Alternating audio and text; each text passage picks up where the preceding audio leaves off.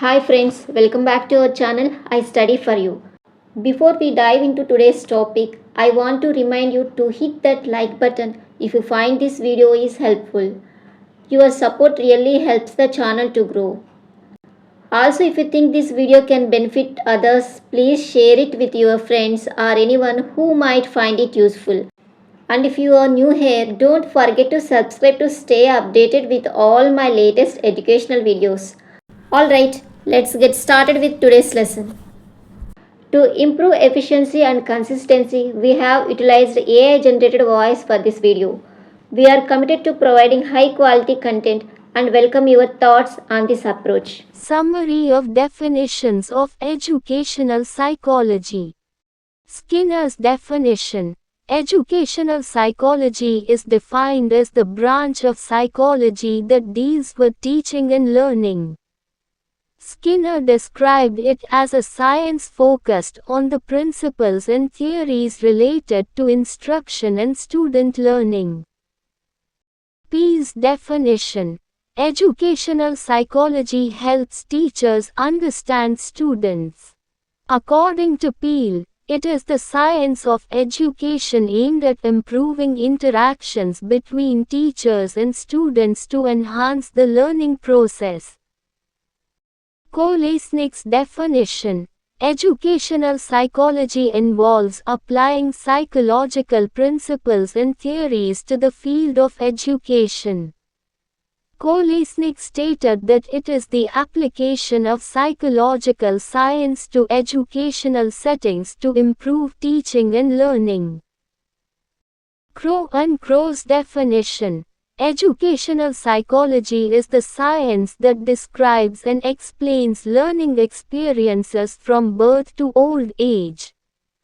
According to Crow and Crow, it covers the entire lifespan of an individual's learning experiences. Summary. Educational psychology is defined in various ways by different experts. Skinner focuses on teaching and learning. Peel aims to help teachers understand and interact with students effectively. Kolesnik involves applying psychological principles to improve educational practices. Crow and Crow covers the study of learning experiences from birth to old age. Objective questions for TET exam. 1. According to Skinner, educational psychology deals with A. Human behavior. B. Teaching and learning. C. Educational theories. D. Student assessment.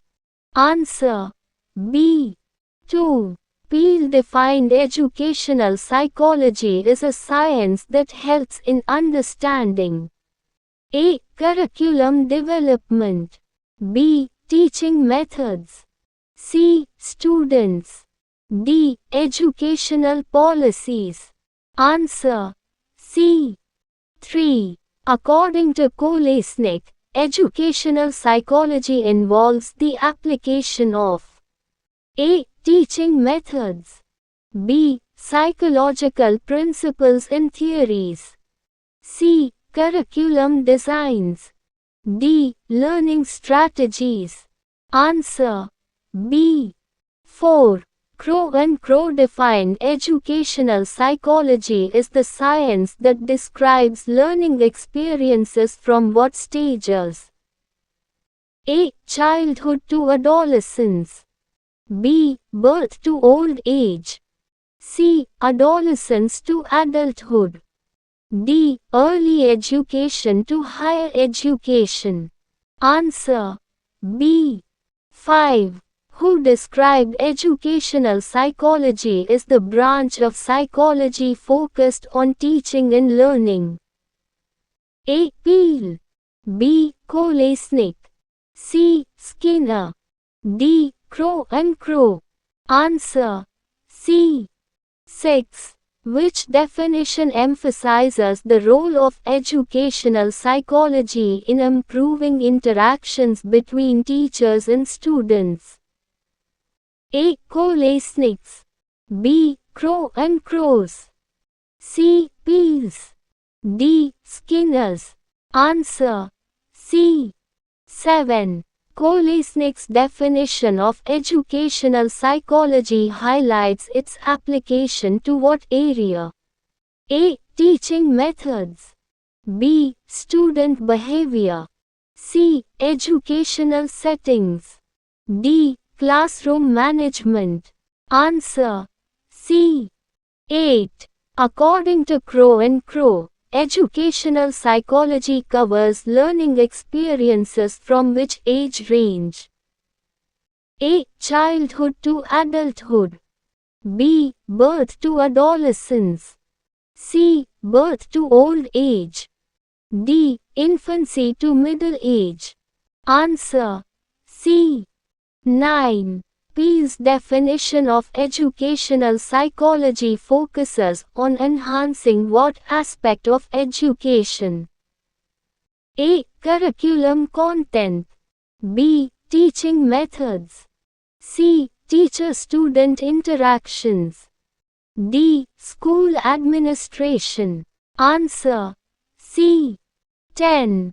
Who stated that educational psychology involves the application of psychological science to improve educational practices? A. Skinner. B. Crow and Crow. C. Peel. D. Kolesnik. Answer D.